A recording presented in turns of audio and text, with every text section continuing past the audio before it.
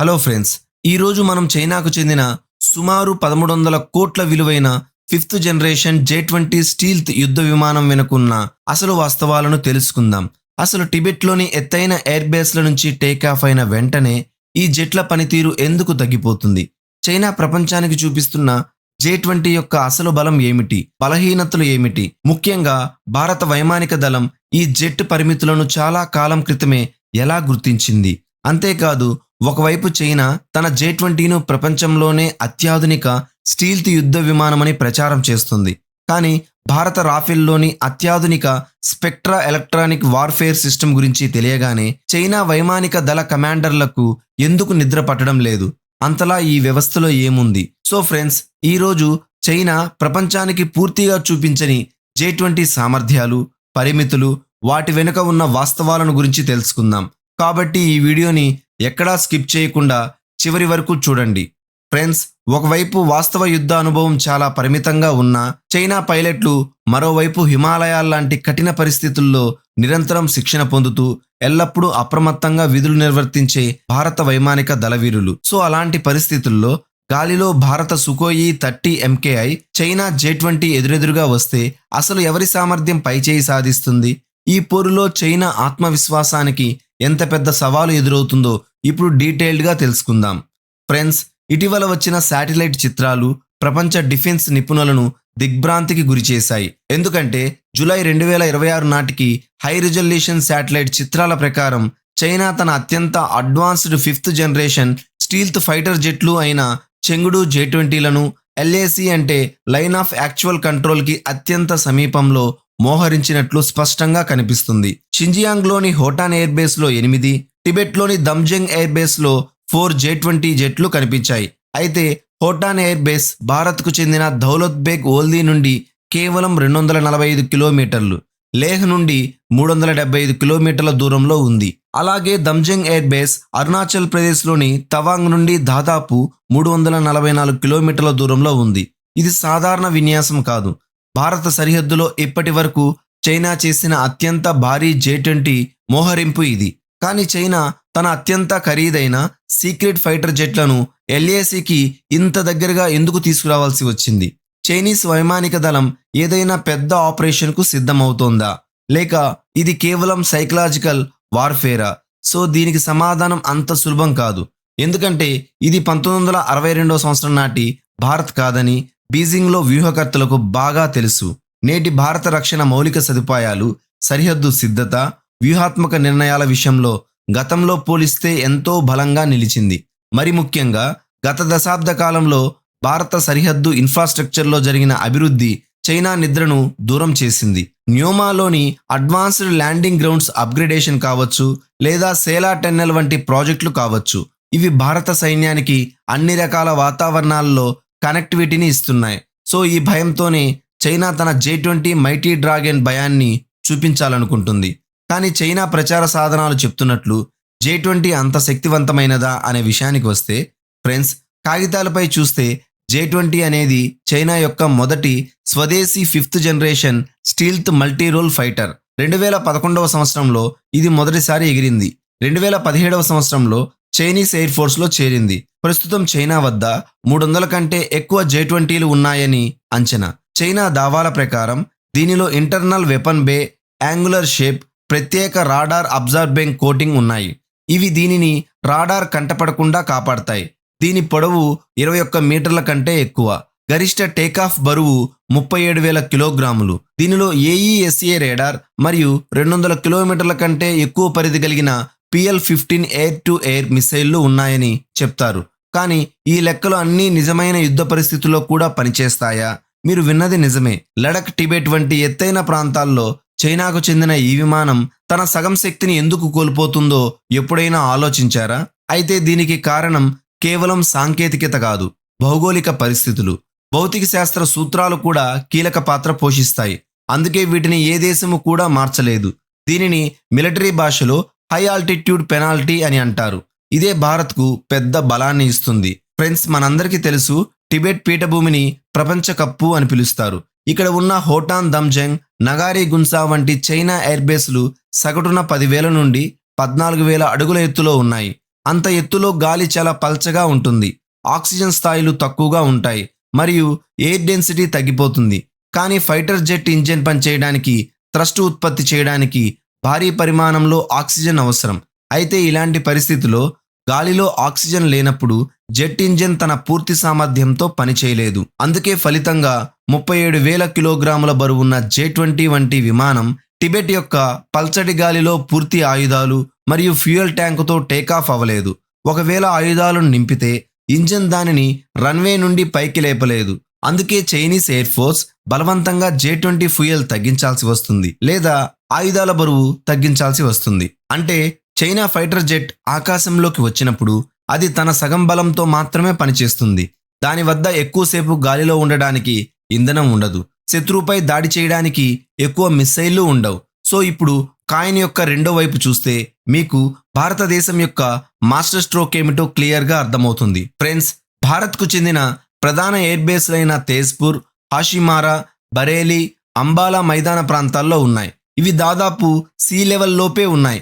కనుక ఇక్కడ గాలిలో తగినంత ఆక్సిజన్ డెన్సిటీ ఉంటాయి. అంటే భారత వైమానిక దళానికి చెందిన రాఫేల్, సుకోయి 30 MKలు, 100% ఆయుధాలు, బ్రహ్మోస్, మెటియోర్ మిస్సైళ్లు మరియు నిండిన ఫ్యూయల్ ట్యాంకుతో టేకాఫ్ కాగలవు.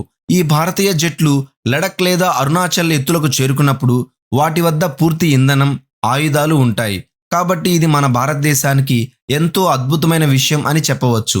అయితే ఇప్పుడు గాలిలో ఈ రెండు ఎదురెదురుగా వచ్చే దృశ్యాన్ని ఊహించుకోండి. చైనా J-20 ఇప్పటికే తక్కువ ఇంధనం, తక్కువ ఆయుధాలతో ఇబ్బంది పడుతుంటే దాని ముందు భారత రాఫెల్ తన పూర్తి శక్తితో నిలబడుతుంది. సో ఇది భారత్ యొక్క భౌగోళిక వ్యూహం.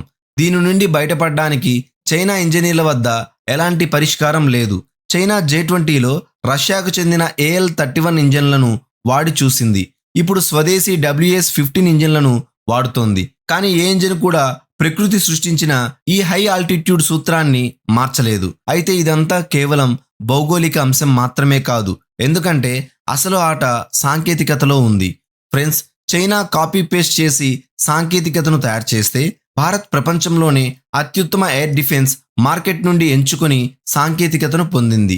ఇక J-20 యొక్క స్టెల్త్ గుణం గురించి మాట్లాడుకుంటే ఫ్రెండ్స్, స్టెల్త్ టెక్నాలజీ అంటే ఒక యుద్ధ విమానం రాడార్కు పూర్తిగా కనిపించకపోవడం కాదు, దాన్ని రాడార్ క్రాస్ సెక్షన్ చాలా తక్కువగా ఉండేలా రూపొందించడం.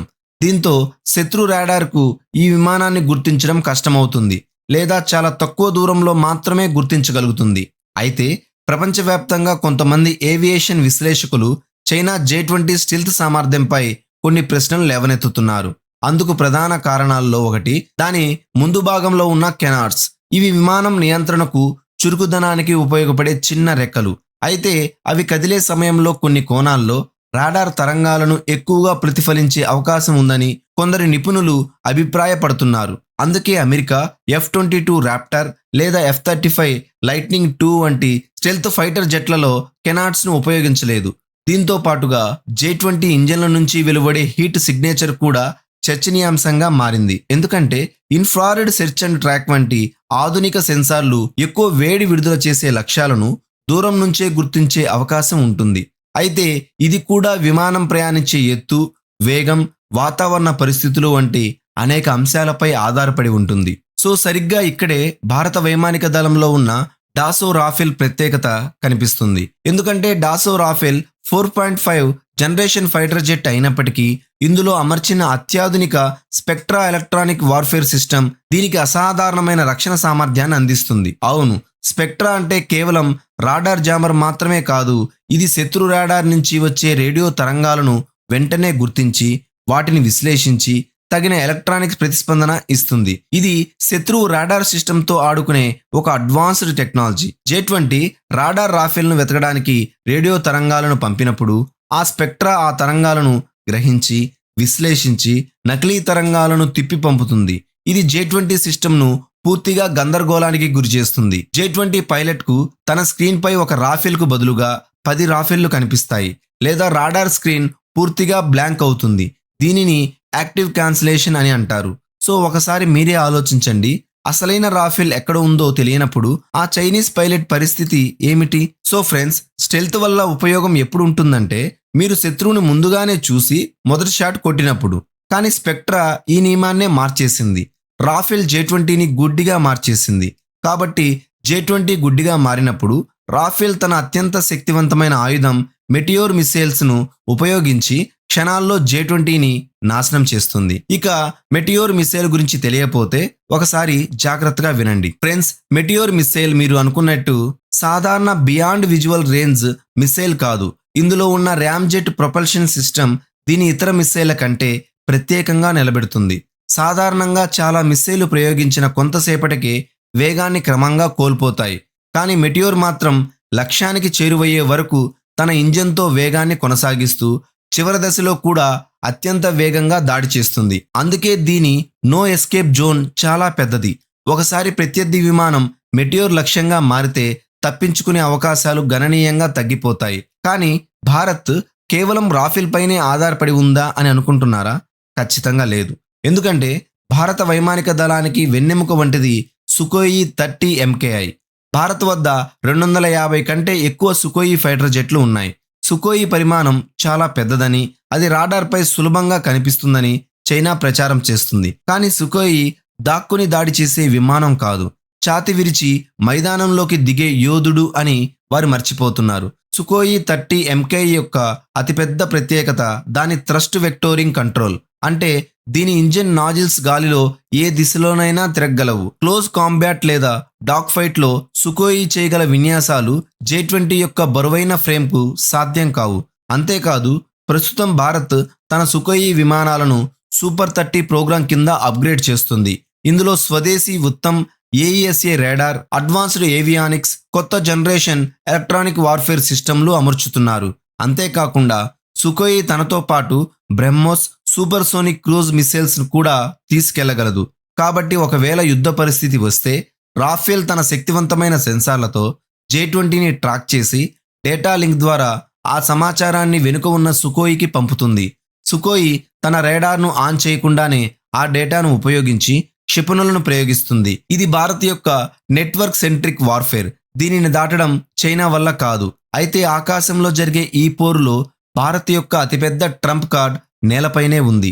అవును, ఒకవేళ చైనా తన J-20 స్టెల్త్ మోడ్లో భారత్లోకి పంపవచ్చని భావిస్తే అది భారత్ యొక్క బ్రహ్మాస్త్రాన్ని దాటాల్సి ఉంటుంది. ఆ బ్రహ్మాస్త్రం పేరే S-400 ట్రయంఫ్. భారత్ రష్యా నుండి S-400 సిస్టమ్ను పొంది తన డిఫెన్స్కు ఒక ఉక్కు కవచాన్ని ఏర్పాటు చేసుకుంది. దీనిని దాటడం 5th లేదా 6th జనరేషన్ జెట్లకు కూడా సాధ్యం కాదు. ఎందుకంటే S-400 అనేది ఒక రాడార్ లేదా ఒక మిసైల్ కాదు, అదొక పూర్తి సిస్టమ్. ఇందులో వేర్వేరు ఫ్రీక్వెన్సీల రాడార్లు ఉంటాయి. J-20 వంటి స్టీల్త్ జెట్లు S బ్యాండ్ రాడార్ నుండి దాక్కోగలవు. కానీ S-400లో పెద్ద L బ్యాండ్ మరియు VHF బ్యాండ్ రాడార్లు ఉంటాయి. ఇవి లో ఫ్రీక్వెన్సీ రాడార్లు. చాలా దూరంలో ఉన్న స్టెల్త్ విమానాల ఉనికిని కూడా పసిగట్టి క్షణాల్లో కూల్చేస్తాయి. సో ఫ్రెండ్స్, ఈ విధంగా ఆకాశంలో అవాక్స్ ప్రతి కదలికను గమనిస్తుండగా నేలపై S-400 రక్షణ వ్యవస్థ, గాలిలో రఫేల్ మరియు సుఖోయి యుద్ధ విమానాలు, వీటికి తోడు హిమాలయాల్లోని భౌగోళిక అనుకూలత కూడా భారత్కు పెద్ద బలంగా ఉన్నాయి. యుద్ధంలో సైన్యం ఎంత బలమో భారత్కు హిమాలయాలు కూడా అంతే బలం. అందుకే ప్రకృతి భారతదేశానికి ఒక గొప్ప వరం అని చెప్పుకోవచ్చు. మరి ఈ విషయంపై మీ అభిప్రాయం ఏమిటి? కామెంట్లో తప్పకుండా తెలియచేయండి. ఈ వీడియో మీకు నచ్చిందని ఆశిస్తున్నాను. మళ్ళీ మరొక మంచి వీడియోతో కలుద్దాం. జై హింద్.